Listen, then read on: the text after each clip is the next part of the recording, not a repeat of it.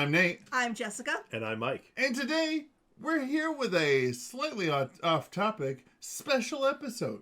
Yes, at various times, the guys have had episodes on basically things related to their birthday. Nate has done one about the only saint who was canonized before he died. Who was canonized the old-fashioned way. Mike has reminded us to always bring our tall and the life in universe and everything. 42. So I decided that this year it would be my turn to do I'm doing something because it's my birthday and you can't stop me. We support this. Absolutely. So we're going to talk about saints and ghosts. Ooh. Now, I'm not talking about like when someone had a vision of a saint. This is going to be like Joan of Arc seeing, Saint Catherine and Saint Michael and stuff. No.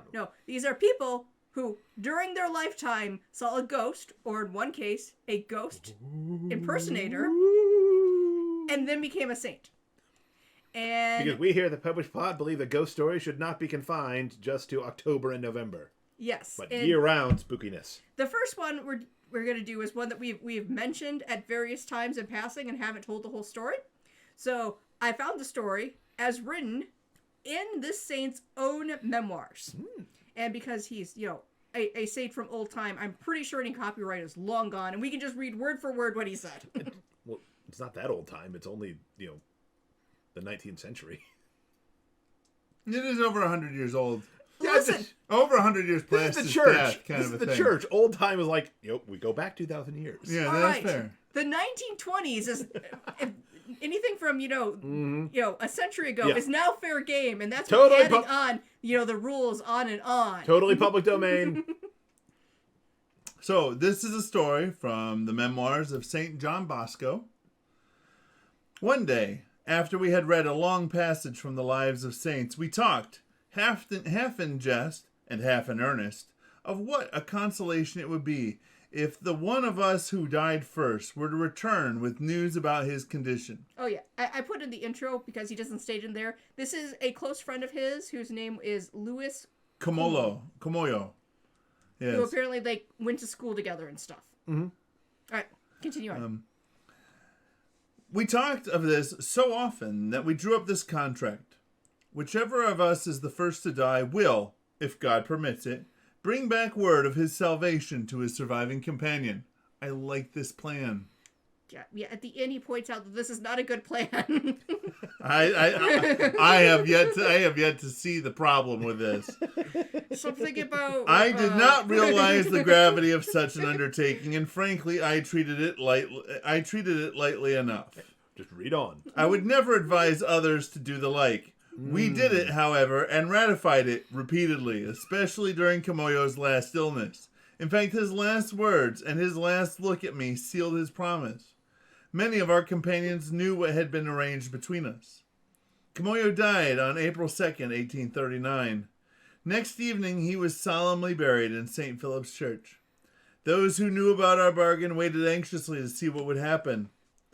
I was even more anxious because I hoped for a great comfort to lighten my desolation.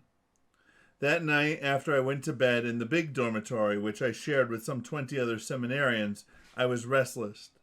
I was convinced that this was to be the night when our promise would be fulfilled. About 11:30, a deep rumble was heard in the corridor.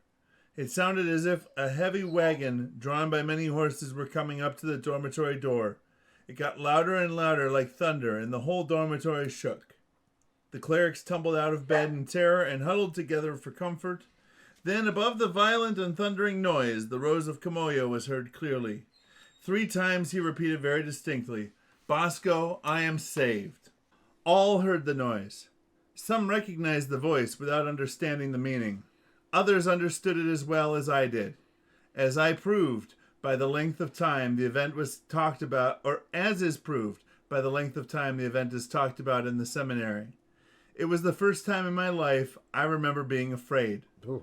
The fear and terror were so bad that I fell ill and was at death's door. See, he got a happy message, and he's like, I am scared. Scared. Well, we think about God's people at the base of Mount Sinai, and he's thundering at them, and it's all good news. I am your God. I delivered you from Egypt. And their response is, please don't ever speak to us again. Only talk to Moses.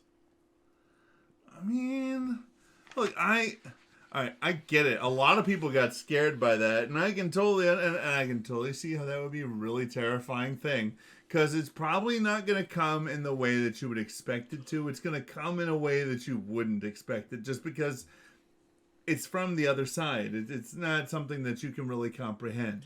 And there's a big difference between knowing with surety that we are surrounded by a great cloud of witnesses and all the holy angels, and then a full-blown apparition. So here's the real reason I would say that I think you probably shouldn't ever enter into such a contract. Oh, do you have a better reason than the saint who had that happen to him? Yeah. Oh no, absolutely. Hey, just because you're a saint doesn't mean that everything you did in life was saintly. I don't find the saint's experience to be enough of a discouragement for me to try it. However, the problem I do have is that time on the other side of the veil does not work like time on this side of the veil. And the thing that would be, in my opinion, worse than Mike coming back from the dead and scaring the ever-loving crap out of me I have often threatened to haunt people. would actually be the absence of him doing so. Because suddenly at that point, I would have cause to be concerned that maybe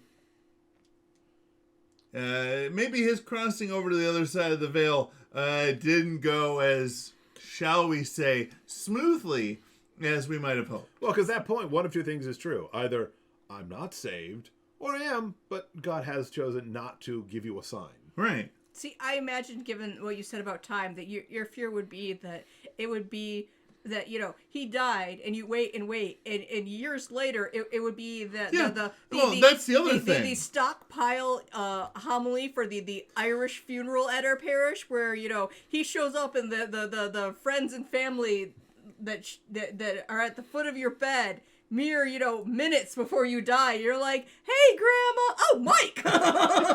About time you showed up! Hey! I was waiting on you. Right. See, that's the thing. Is that I'd be sitting there, a couple nights afterwards going like, will this be the night? Will this be the night? Will this be the night? And it won't happen. Honey, go to bed. Stop waiting up for your dead friend. It would end up being like, 30 years, like 20, 30 years later when like I totally didn't expect it. And I'd just be laying there in bed and and I'd be sufficiently old enough at that point that his, presenting himself would give me a heart attack and I'd die. And I find that very satisfying. So don't do this. Boo! Don't make contracts. Now that you're dead, come on. Don't make contracts with your friends to beg God to let you cross over the veil. That's just weird. Yeah, just take the lesson from St. John Bosco. So the next story involves one that is not friends begging for things. In fact, it's a story of someone who did not want to see this person at all. The next saint who saw a ghost story is from St. Malachy, as written about by his good friend St. Bernard of Clairvaux in his book, The Life of St. Malachy of Armagh. Meanwhile, Malachy's sister, whom we mentioned before, died, and we must not pass over the visions which he saw about her. For the saint indeed abhorred her carnal life, and with such intensity that he vowed he would never see her alive in the flesh. But I suppose in a way he did, because he said, I don't want to see you alive, and dead. It came true. Not in flesh. Well, again, we are called to love everybody, but there are some people who are just bad for us to be around, so... But now that her flesh was destroyed, his vow was also destroyed, and he began to see her, in spirit, her whom in the body he would not see. One night he heard in a dream the voice of one saying to him that his sister was standing outside in the court, and that for 30 entire days she had tasted nothing. And when he awoke, he soon understood the sort of food, for want of which she was pining away. And when he had diligently considered the number of days which he had heard, he discovered that it went back to the time when he had ceased to offer the living bread from heaven for her. Then, since he hated not the soul of his sister, but her sin, he began again the good practice which he had abandoned. and not in vain. Not long after, she was seen by him to have come to the threshold of the church, but to be not yet able to enter. She appeared also in dark raiment. And when he persevered, taking care that on no single day she should be disappointed of the accustomed gift, he saw her a second time in whitish raiment, admitted indeed within the church, but not allowed to approach the altar. At last she was seen a third time, gathered in the company of the white-robed and in bright clothing. That's beautiful. Yes. I mean, there's a little less fire than most of the stories of people coming back from purgatory to say, pray for me, but, you know, most of those are good and pious people, but not official saints at Sully. So, when I'm died, and Nate's waiting for me to appear, have masses said for me. Lots and lots of masses. Or I'll haunt you. Should we get to the point where it seems ridiculous? Like, yes. Like the one person who passed away, and we're like, you know, it's a good and holy thing to pray for the dead, but if anyone here is going to be a saint, it's probably him, and once a week seems a bit excessive. Yes. I want a ridiculous number of masses said for me. All right. For those of you who'd like to donate to the Masses for Mike Fund, please write thepopishplot@gmail.com, and we will work on finding a place for you to send those donations to. I don't know, maybe like a GoFundMe or, you know. I mean, it would be just easier if they're like, I know this person doesn't go here. They're not even dead, but, you know, have a mass said for this guy. He needs it. There's an even better one. Just go to your local parish and ask to and have a mass said there. Mike Wilson.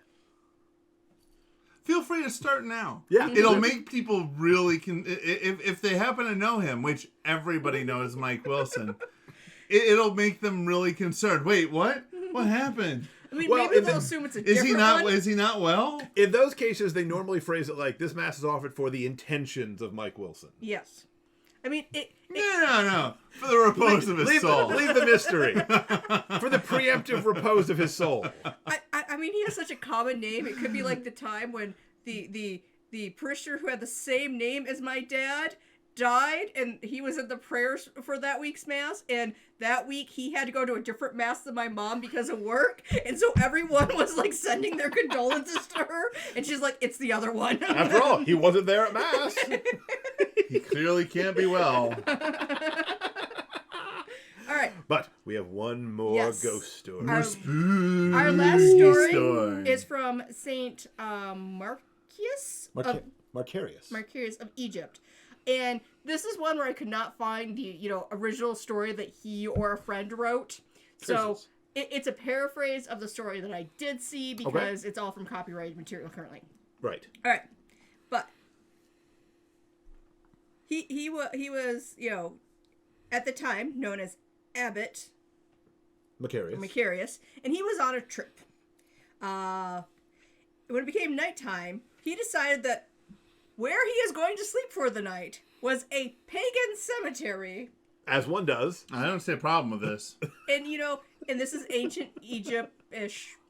I mean, modern Egypt compared to one of those weird things, Egypt had Egyptologists in ancient times because they were still so old. So when you're the longest continually civilized place, So it was an old pagan cemetery, which if you know about that, they buried them in the sand, unless you were rich people. And sometimes bodies just naturally mummified and with, sandstorms and stuff, occasionally they became unburied. Like, this is actually how they figured out how mummification worked because, hey. Yeah. You buried them in the sand. And Gertrude is still, pretty not bone. She's kept well. Yes. So, anyway, he decided, for unknown reasons to anyone, as far as I can tell, that one of the mummies that happened to be laying on the ground would make an excellent pillow. Don't use a mummy as a pillow. They're not. They're dry. They're literally skin and bones. What if your only other option is a rock?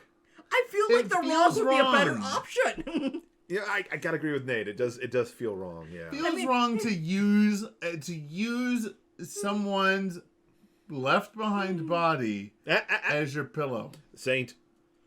Again, we already established everything a saint does is a good we point. established in this episode. But let's read on.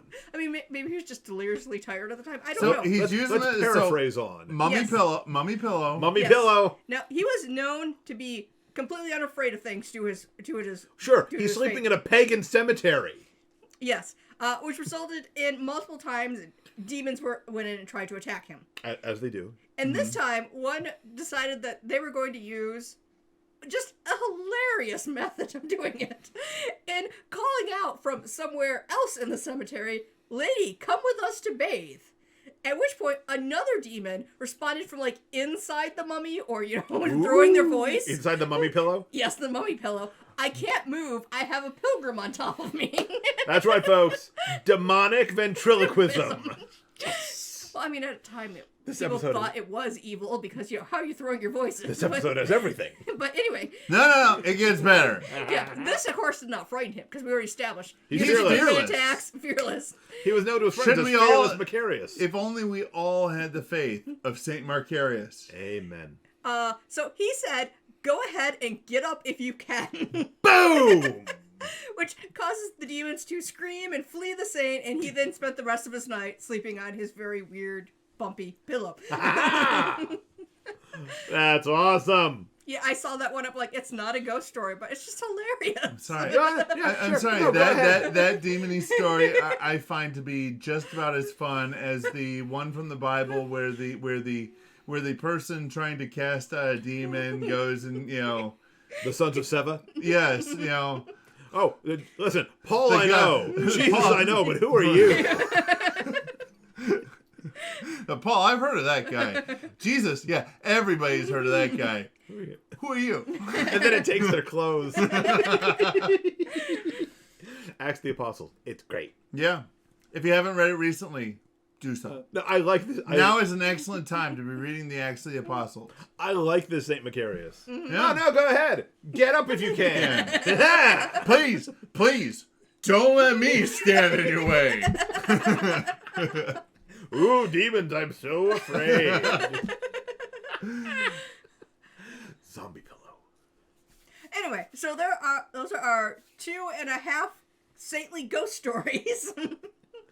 Well, folks, this is why you need to click that button and subscribe to the Popish Plot. Where else can you go for stories of mummy pillows? Speaking of which, Possessed mummy pillows. if you happen to, Possessed mummy pillow. speaking of which, if you happen to have or know of ghostly saintly ghost stories, down in the comments below.